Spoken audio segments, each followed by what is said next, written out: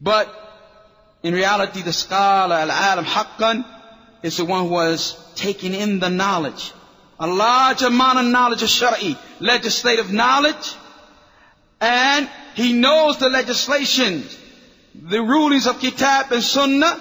He knows to abrogate it, that which has been abrogated and that which abrogated those ayat and those ahadith. He knows the mutlaq, that which is general, and muqayyid, and that which is restricted. He knows that which is summarized and that which is in detail and that which explains it. And he knows knowledge, or have the aqawil of the salaf. He has in his heart the statements of the salaf and their differences. Another fact of the signs of the one who has the right to be called an alim is what Abdullah bin Mas'ud radiyallahu anhu said. Laysa al-ilm. Listen to this. Knowledge is not an kathrat al-hadith, by relating a lot of narrations. But in al-ilm, verily knowledge is khashyat Allah, is having fear of Allah. Is having fear of Allah. And Yahya ibn Akhtam said, it's obligatory upon every scholar to know that which is abrogated from Quran and that which abrogated it. Right? That which is mansukh, I should say, nasikh l-Quran wa mansukhahu. So that he will not make obligatory upon himself, O the servants of Allah, that which Allah did not make obligatory upon them. And Imam Ibn Abdul Barr has a chapter in his book which is called Jami' Bayan al-Ilm al-Fatwa, which you mentioned. Bab, chapter, who has the right to be called a faqih or alim, haqiqatan, in reality. In reality. And who has the right to give fatwa. Then he mentions some narrations. Amongst them is the narration of Abdullah bin Mas'ud radiyallahu anhu. Pay attention to this narration. It is enough of the fear of Allah, or the fear of Allah is enough of knowledge. In other words, it's enough to be knowledgeable of Allah that you fear Him. And it kafa bi khashyatillah ilman. Enough that you fear Allah, that you have that the fear of Allah, that this ilm that you have led you to fear Allah. This shows that you in fact have knowledge. And enough that you are deluded in a sense of thinking that you have some position with Allah, or feeling safe from the plotting of Allah, to be jahl, to be ignorant. So enough of the knowledge regarding Allah that you fear Him. Enough or proof that you're in delusion and in a state of ignorance that you feel that you have some status with Allah, tabarak wa ta'ala, some position with Allah, tabarak wa ta'ala, or that He will not punish you for your sins. Al-iqtirar. Al-iqtirar. That's enough ignorance. And Allah Ta'ala said, verily those who truly fear Allah are the Ulamaa, the scholars. And Ibn Jurayj said on authority of Atha, he who knows Allah, he is the scholar. And Ibn Qayyim Rahimullaah says, this matter of restricting the knowledge of Allah, or this ayah is restricting true knowledge of Allah to those who possess ilm. This ayah which we have taken in Surah Al-Fatiha, verse 28, it is restricting the true knowledge of Allah and fear of Allah to the scholars. They are the ones who truly fear Allah. And they are the ones who truly know Allah, the Ulamaa. And Qatada said, he who doesn't know the differences, the differences in opinion among the Sahaba and the Tabi'een and the Tabi'een, he hasn't breathed in, he hasn't inhaled the fragrance of fiqh. He hasn't inhaled fiqh, the fragrance of fiqh. Because he doesn't know what? The differences among Sahaba in this regard. وَقَالَ سَعِيدٌ مَا بِي عُرُوبًا. He who does not know the ikhtilaf, the differences in the furu', the minor points of deen or branches of deen that the Sahaba might have had, he is not to consider alim. He's not to consider a scholar. You're starting against a picture now of who can be called a scholar.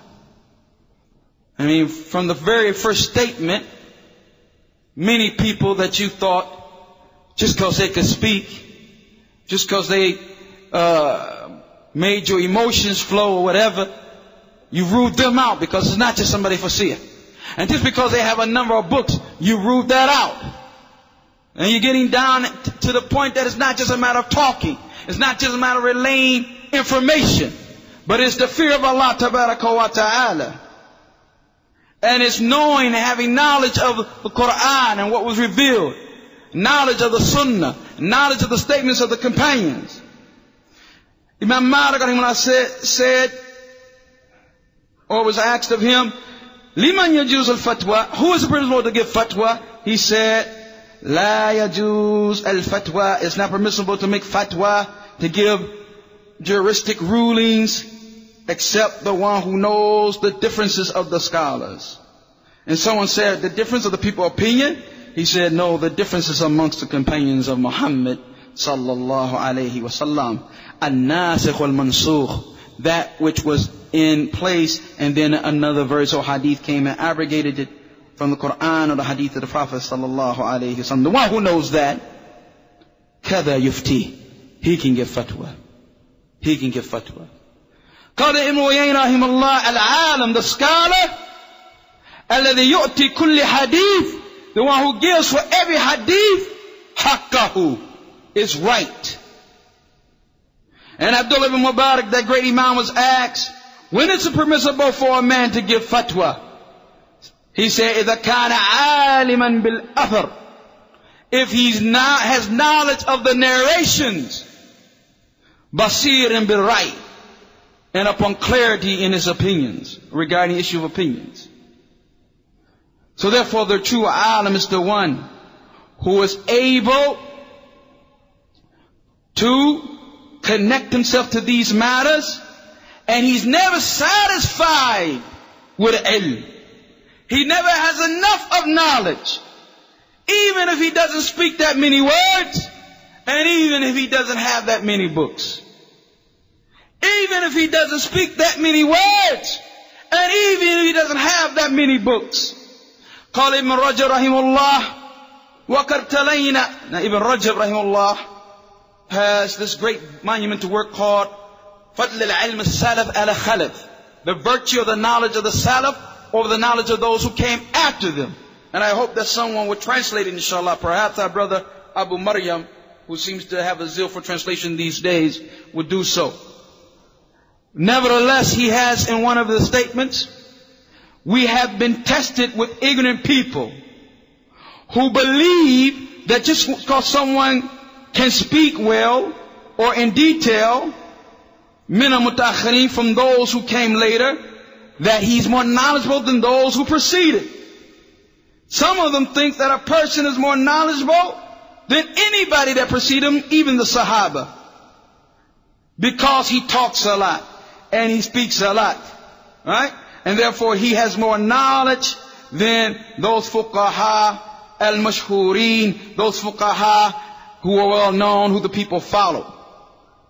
What this means, he said, هذا يلزم, what this means is that those before him of the fuqaha, who has followers, who he believes he's knowledgeable, more knowledgeable than them, or they believe he's more knowledgeable because he speaks more, that therefore this means that he in fact was more knowledgeable than those who taught them.